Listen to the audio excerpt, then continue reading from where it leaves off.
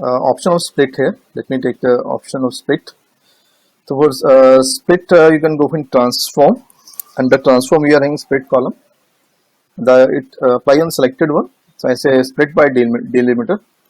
I say split by delimiter. I say it only take a hyphen because hyphen is there. So I'll take leftmost as a delimiter. Leftmost means CAIN is my country code, which I am interested to go for. If you are looking for I am looking for specific condition based extension should be there. I can go for that, but currently let's fix with the basic funda only. I'm looking for leftmost delimiter, that is my country code. I'll say okay. It create a new column.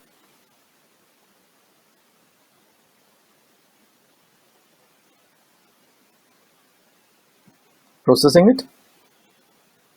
So when you see this animations get stopped, means you are done. It is currently showing. Carry on. So parallelly, if you want, you can change the name. Meanwhile, say I say country code.